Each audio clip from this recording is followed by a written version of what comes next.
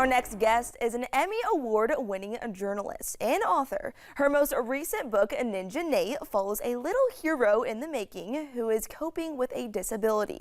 Ninja Nate is about the extraordinary courage that children with disabilities summon to deal with on circumstances that may seem ordinary to the majority. The author Markette Shepard is in town for a signing that happened on Friday at Turning Page Bookshop, but now she is here in studio to talk with us about the new book. Welcome. Thank you for having me, Reagan. Absolutely. Now, this is your third children's book that you wrote, correct? That's right. I started writing children's books when I was a journalist because I had a baby and I thought, wow, I'm not seeing the diversity of stories that I want to read to my son. So I thought, well, if not me, then who? Yeah. And here I am. Here you are. You made it to children's book writing. Right. And Ninja Nate, you just came out with this book. So let's just kind of start from the beginning. What inspired you to write this book? Yeah, so Ninja Nate is a story that's near and dear to my heart because I was reading a newspaper about a group of children in a different country, but they were in a conflict zone. And they were out playing soccer in a dirt field, and someone stepped on a mine.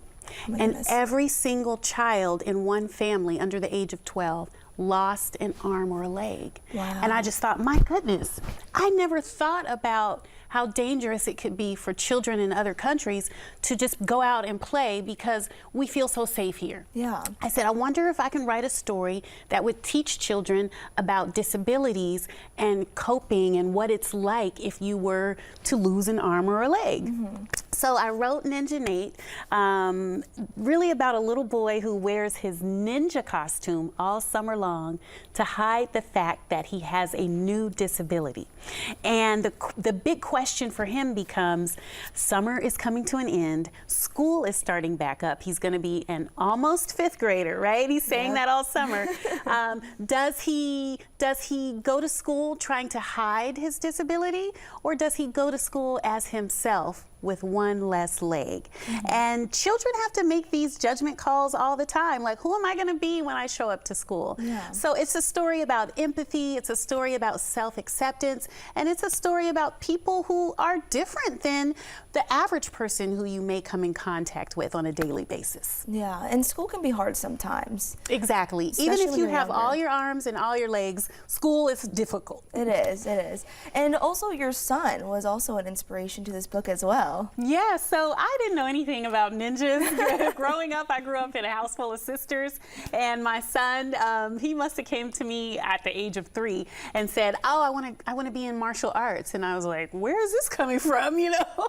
So I took him to a martial arts studio around the corner from our house, and they said, well, he's the youngest student ever to come, but as long as he knows his left hand from his right hand, we'll accept him. Yeah. So it took about a year, and then we learned our left from our right, and he started in a Kung Fu class. And so as a parent, you know, I'm sitting in the classes, I'm learning about the different elements of Kung Fu and the art of it. And then there's a word, jitsu, you know, which could also mean like a special talent or like that X factor that you may have, Reagan, that no one else has.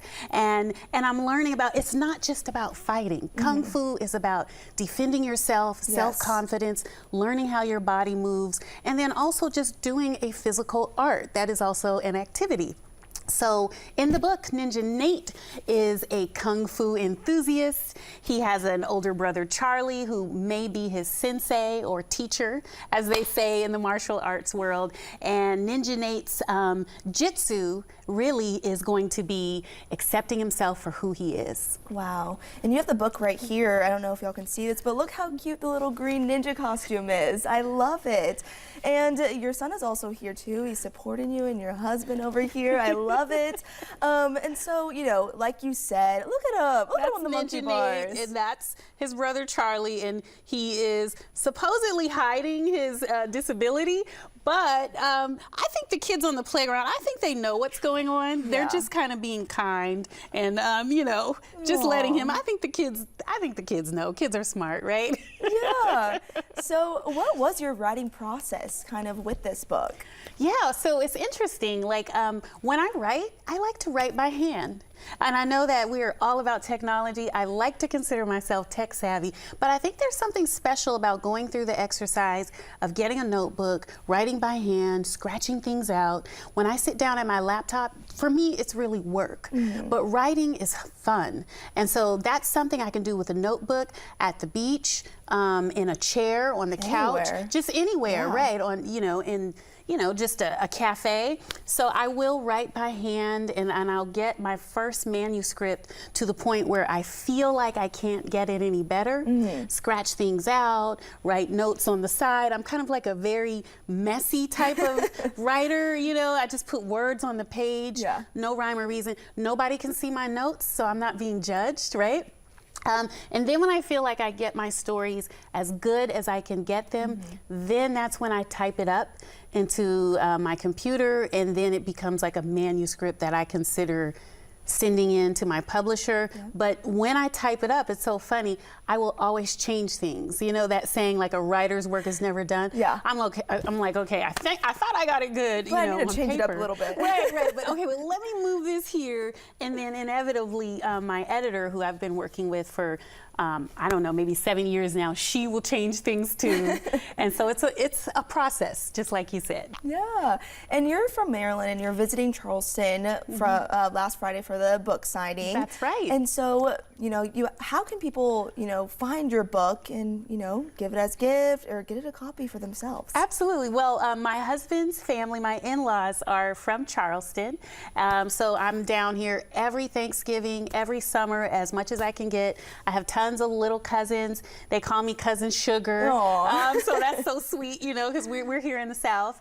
And so I get down to Charleston as much as I can. And on Friday, I went to the Turning the Page bookshop in Goose Creek and did a signing. It's a beautiful bookshop.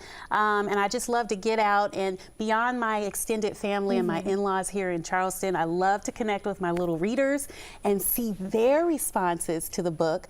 Because when I do a live reading, I have my parts that I like, but then when I hear the audience laugh at certain parts, I'm like, oh, you like that? Okay. It's such a feel-good. Yeah, it's a feel-good moment, right? I love that. And so what do you want people to take away, parents and kids, reading this book? Thank you for asking. I want people to know that give people grace, right? We are all so different. We all have abilities and disabilities that are different from the next person in the room, in our families, in our classrooms, at work. But I think number one, first and foremost, we are all human, right? So if I meet you, Reagan, on a human level, we don't have any differences. I think when we start dividing into our different groups, that's when life really becomes hard, and you may be shutting someone out who you could develop a beautiful relationship with. And so you asked earlier where you can find the books. Well, the books are published by Simon & Schuster, but you can find them at all of your big box stores, your independent booksellers, Turning the Page bookshop here in South Carolina, or just you can request it if it's in your library. But any book I write, it has a theme of kindness, empathy, and self-acceptance, because that's what we're here to do, live our lives to create community. Yes. Well, I just want to thank you so much for coming in and telling us about Ninja Nate, and of course you can find this book at your local bookstores. Thank you so much. Thank you for having me.